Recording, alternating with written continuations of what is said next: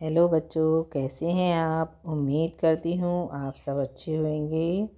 बच्चों, हमेशा की तरह मैं आपके लिए कहानी लेकर आई हूँ। क्योंकि अब शिवरात्रि आने वाली है, इसलिए मैं आपके लिए महादेव की कहानी लेकर आई हूँ। उम्मीद करती हूँ आपको अच्छी लगेगी। बच्चों, मेरे चैनल को लाइक, शेयर और सब्सक्राइब ज़रूर कीजिए, जिससे मैं आपके लिए और अच्छी कहानी लेकर आऊँ। तो शुरू करते हैं आज की कहानी। भगवान शिव तपस्या से उठे, तभी उन्होंने माता पार्वती को आते हुए देखा और कहा, देवी पार्वती, आप कहाँ से भ्रमण करके लौट रही हैं। लक्ष्मी ने बुलाया था, दोनों काफ़ी दिनों से नहीं मिले थे। आपको पता है, विष्णु जी ने देवी लक्ष्मी के लिए खुद अपने हाथों से साड़ी बनाई है, बहुत सुंदर है। मेरा भी मन है कि आप मेरे लिए अपने हाथों से लहंगा चुनरी बनाओ। मुझे भी आपके हाथों का लहंगा पहनना है। माता पार्वती की बात सुनकर शिव जी जोर से हंसे। देवी पार्वती, आपको लगता है मैं ये सब काम कर पाऊँगा? ये सब मेरे बस की बात नहीं है। विष्णु जी ने भी तो लक्ष्मी जी के लिए सिलाई की है, आप मेरे लिए इतना नहीं कर सकते हैं। शिव जी हंसे। मैंने जो कह दिया सो कह दिया। मैं भोजन बनाने जा रही हूँ। गणेश कार्तिकेय आते होंगे और आते ही कुछ खाने को मांगेंगे। अरे देवी पार्वती, ये कैसी जिद है? दुविधा में डाल दिया तुमने। नंदी कहते हैं, महाराज, विष्णु जी ने कहा से सिलाई सीखी, ये मालूम कर लेना, फिर आप भी सिलाई सीखकर लहंगा सिल सकते हैं। माता पार्वती को प्रसन्न करने का यही एक रास्ता है। नहीं तो मैं जानता हूँ माता पार्वती तब तक प्रसन्न नहीं होंगी जब तक आप ये लहंगा नहीं सिलकर देंगे। ये तुम सत्य कह रहे हो नंदी। कैसे कैसे पापड़ बेलने पड़ते हैं।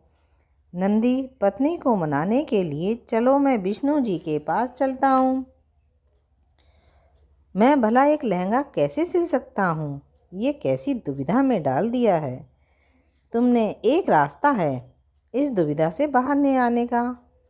क्या रास्ता है नंदी, जल्दी बताओ। भगवान विष्णु ने सिलाई कहाँ से सीखी उनसे पूछकर आप भी वहीं से सिलाई सीख लेना, फिर आप सुंदर सा लहंगा सिल सकते हैं। माता पार्वती को प्रसन्न करने का यही एक उपाय है। लेकिन जहाँ तक मैं जानता हूँ कि माता पार्वती तब तक आपसे बात नहीं करेंगी जब तक आप लहंगा सिल कर नहीं देंगे। ये तुम सत्य कह रहे हो नंदी। क्या क्या पापड़ बेलने पड़ते हैं इनको मनाने के लिए।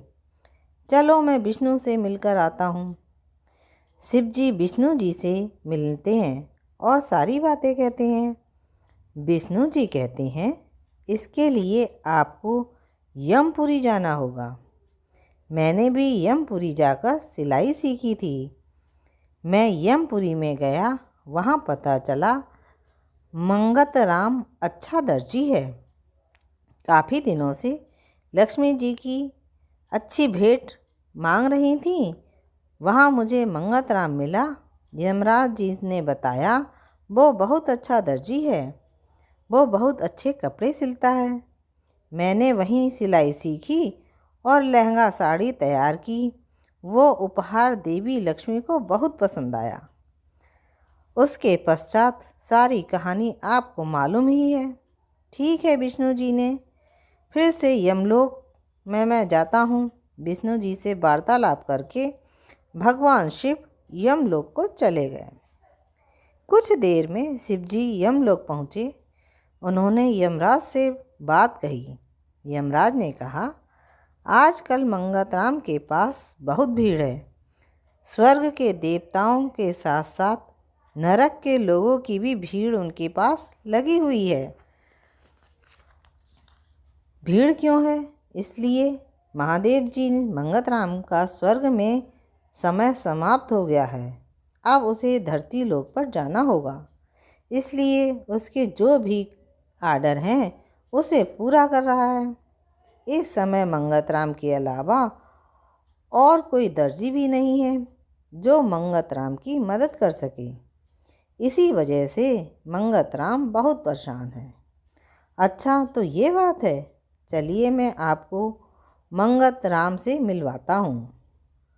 यमराज जी शिव जी को मंगतराम के पास ले जाते हैं।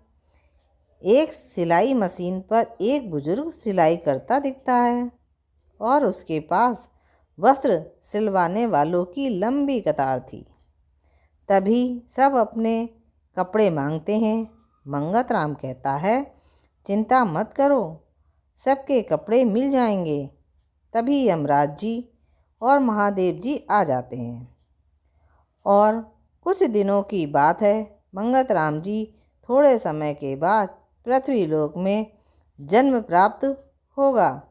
मंगतराम, ये काम तुम ही कर सकते हो। स्वयं भगवान शिव तुम्हारे पास आ गए हैं। सिलाई के लिए कोई वस्त्र देना है। प्रभु जी, तो मुझे माफ़ करें, मेरे पास अभी बिल्कुल भी वक्त नहीं है। शिव जी की बात है, मुझे कुछ सिलवाना नहीं है, मुझे खुद सिलाई सीखनी है, इसलिए मैं तुम्हारे पास आया हूँ। मुझे देवी पार्वती के लिए एक लहंगा सिलना है, उसमें तुम मेरी सहायता कर सकते हो। आपको माता पार्वती के लिए लहंगा सिलना है तो ठीक है, मैं आपकी मदद करूँगा, लेकिन आपको बहुत मेहनत करनी होगी। पहले कपड़े की कटाई सीखना होगा, फिर सिलाई। शिव जी कहते हैं, आप मुझे सिलाई में निपुण कर दो, जिससे मैं एक पार्वती के लिए सुंदर सा लहंगा सिल सकूं, जिससे देवी पार्वती प्रसन्न हो जाएं। ठीक है, मैं आपको सिखाऊंगा। शुभ काम में देरी कैसी। यमराज, मेरे वस्त्र बाद में सिल देना, मैं चलता हूँ। चिंता मत कीजिए यमदेव, अब मैं आ गया हूँ ना, मंगतराम का सारा काम जल्दी जल्दी पूरा कर दूँगा। महादेव ने सिलाई सीखनी शुरू कर दी। ये लीजिए प्रभु कपड़ा, ये लीजिए कैंची। जैसे जैसे मैं आपको बताऊं, आप वैसे वैसे कपड़े काटिएगा। मंगतराम कपड़े काटना सिखाता है।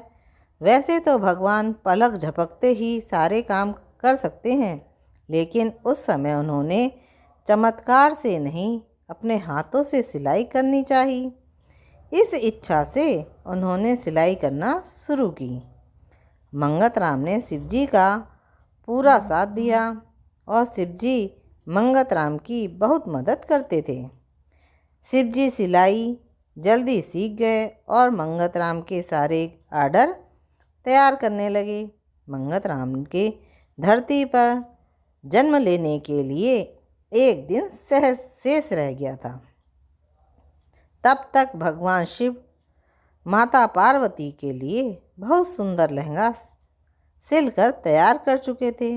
मंगतराम प्रभु, मुझे आपके साथ काम करके बहुत अच्छा लगा।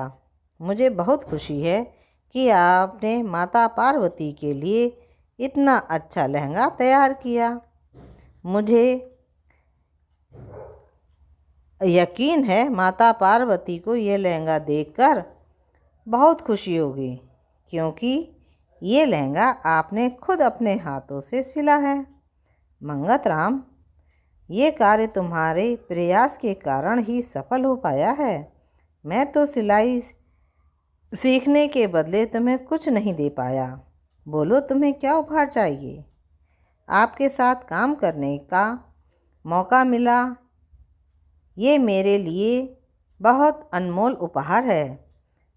मेरे अगले जन्म में आप अपना हाथ मेरे ऊपर हमेशा इसी प्रकार बनाए रखना। तथास्तु, मेरी कृपा से तुम्हारे आने वाला जन्म बेहद सुखद रहेगा। तुम्हें किसी बात की कमी नहीं होगी। जाओ मंगतराम, आपको कभी किसी बात की कमी नहीं होगी। मंगतराम जी शिव जी के आशीर्वाद से नया जीवन मिल जाता है। उधर शिव जी कैलाश लौटे तो माता पार्वती को यह बात पता चली कि भगवान इतने दिनों से यमलोक में सिलाई सीख रहे थे, तो उन्होंने अपने हाथों से स्वयं लहंगा तैयार किया है। तो माता पार्वती की खुशी का ठिकाना ना रहा। वो खुशी से मुस्कुराती हैं और बहुत सुंदर तैयार होती हैं। भगवान शिव माता पार्वती को अपने सीने से लगा लेते हैं और सभी देवी देवता उनके प्रेम को देखकर उन पर पुष्पों की वर्षा करते हैं। हर हर महादेव। बच्चों, आपको मेरी कहानी कैसी लगी? अच्छी लगी तो जल्दी से मेरे चैनल को लाइक कीजिए, शेयर कीजिए और सब्सक्राइब कीजिए, जिससे मैं आपके लिए और कहानी लेकर आऊँ। बाय।